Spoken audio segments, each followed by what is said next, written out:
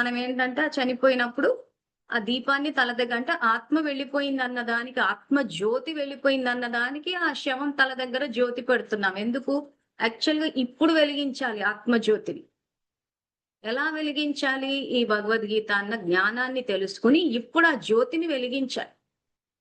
వెలిగిస్తే అప్పుడు జీవితము సాఫీగా సాగుతుంది. ఆ అంతిమ క్షణాలు కూడా సాఫీగా ఆత్మ శరీరాన్ని వదిలేసి ఇంకొక శరీరాన్ని తీసుకుంటుంది.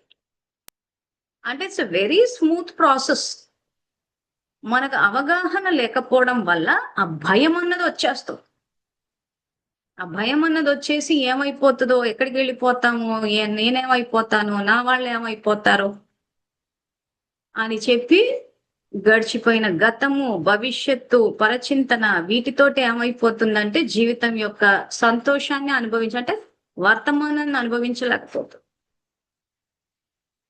సో పేరు, ప్రతిష్టలు, గౌరవము ఇవన్నీ ఏమైపోతాయి అనంటే, ఏ రకంగా అయితే మనము దానాలు చేస్తే మనం సంపాదించిందంతా మనతో పాటు పుణ్యం రూపంలో వస్తదో, ఈ రోజు మనం మంచి సంస్కారాలు గనక డెవలప్ చేసుకొని, మంచి పేరు అంటే మంచి కర్మలు గనక ఆచరిస్తే, ఆటోమేటిక్‌గా మనం ఎక్కడైతే జన్మ తీసుకుంటామో, అక్కడ అవి స్వతహాగానే వస్తాయి.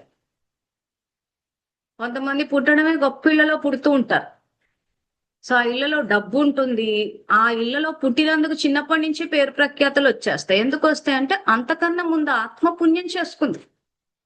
ఆ పుణ్యం చేసుకోవడం వల్ల ఏమైందంటే, ఆ పుణ్యం ఖాతా పూర్వజన్మ నుంచి ట్రాన్స్‌ఫర్ అయ్యి జన్మకెళ్ళేటప్పుడు ఆత్మ సెలెక్ట్ చేసేటప్పుడే అటువంటి కుటుంబాన్ని సెలెక్ట్ చేస్తది. అంటే కర్మల గుహ్యగతి అంటే డెప్త్.